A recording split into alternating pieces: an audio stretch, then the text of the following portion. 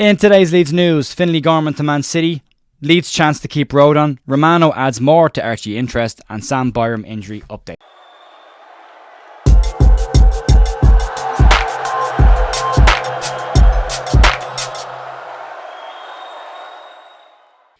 Morning folks, Ger here on the 13th of November, Monday morning after another good weekend for Leeds United. 3 points for Leeds, albeit a dodgy second half. Another one of those unusual second halves where the tempo dropped off and we seemed to struggle a little bit.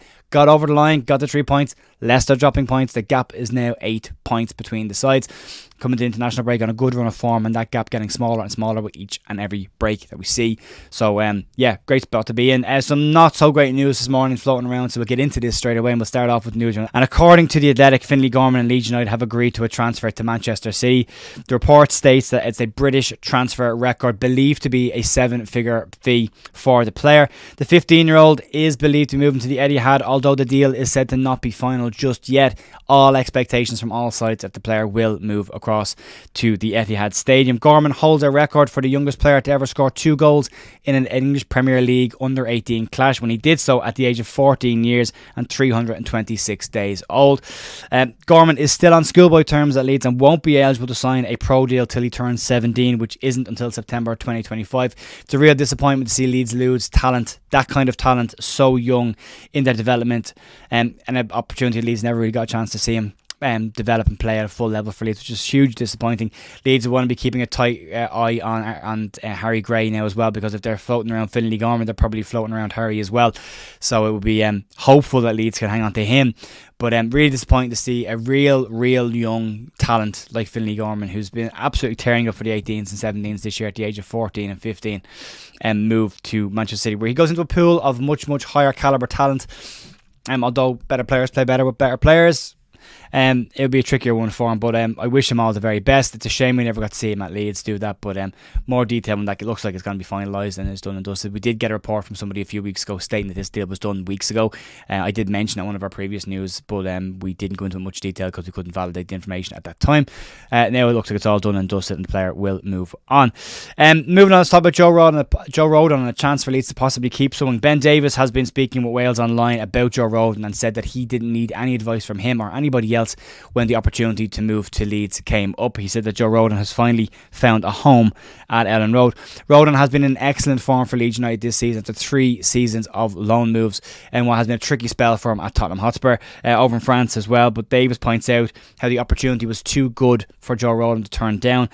He also pointed out that it's widely expected by a lot of people that Leeds will try and make this move a permanent move. Leeds did try to buy the player in the summer, were quoted 15 million by Daniel Levy at Spurs. Leeds refused to pay that fee and eventually agreed a loan deal for the player instead. But they're saying that now a January move looks unlikely, but Leeds could look to make that move permanent in the summer should his form continue in the way that it has been so far this season. He's been excellent. He's been really good for Leeds. He's been absolutely excellent. So fingers crossed he keeps that up, and fingers crossed that Leeds can get the deal done at the end of the season, because it seems like an obvious one, doesn't it? Seems like an open goal. Right, let's move on. Let's talk about Archie Gray and let's talk about Fabrizio Romano stirring the pot again. And last week the Daily Mail broke a story that Liverpool were in the process of potentially putting a £50 million package together to bring Archie Gray from Leeds to Liverpool. Now Fabrizio Romano has added more fuel to the fire, stating that Liverpool have sent scouts to watch Archie on numerous occasions this season. Gray is in his first season as a starter for Leeds United, and the 17-year-old has been excellent and put in some real standout performances in centre midfield and at right back for Leeds this season. Gray has started 13 of the 16 games so far this season, as well as coming off the bench in 2 other games as well. Romano stated that Everton and Crystal Palace are also keeping an eye on the situation, but if you're talking about a £50 million fee floating around, that rules probably both of those teams out. That definitely Everton out of that completely. Gray his current deal ends in the summer of 2025. He only signed a 2-year deal when he turned 17 at Leeds, because that's the rule. You can only sign a maximum of 2 years. You would imagine when he does turn 18 that Leeds will look to offer him a longer term deal and much better terms as well to keep the player at the club going forward. Moving on to the final story then of the day, and it's around Sam Byram and the injury that he picked up in the game in the second half against Plymouth. And the Yorkshire Post claimed that Leeds are confident that Sam Byram's injury is only mild. The player limped off what appeared to be a hamstring injury, but now is said to be what's being referred to as a mild hamstring strain. 2 weeks should be plenty of time for the player to get back. Leeds do have cover now in the form of the returning Junior Firpo, who did make his long-awaited championship debut at the weekend. But Leeds will be confident that the players should get back in time. I think it's 13-14 days between now and when Leeds play Rodon on Friday week. So it's less than 14 days. It's 12, whatever. Should have him back by then. But the Yorkshire Post are claiming that it is a mild hamstring strain and the player should be in really good nick to go. Some interesting ones there. The Archie Gray one won't go away just yet. I can't see it happening. This one that I can't see Leeds agreeing to it. I can't see the player himself looking to making that move at 17 years of age. He's got so much time ahead of him. And given the relationship with him and the family in Leeds and everything else, it'd be odd. Finlay Gorman's one that is going to bother me. I was really excited to see that player break through, and now it looks like that's done and dusted. But the possibility of tying down Joe Rodon on a longer term deal going into next season will be great to see Leeds do that himself. And if Jed Spence can come back and show the form that he showed in the brief look that we got at him earlier on the season, that would be a great deal to get done as well.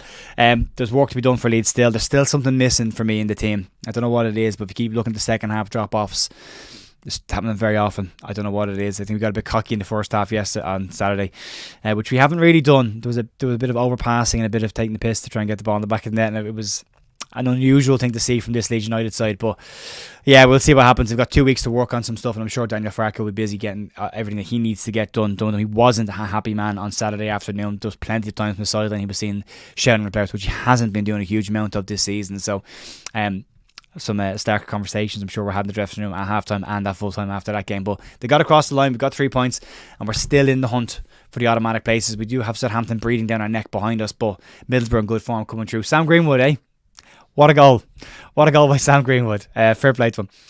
But yeah, it's teams breathing down our neck. We've got to keep winning, try and keep opening gaps amongst the teams below us, and then try and keep closing those gaps. Well, great work so far.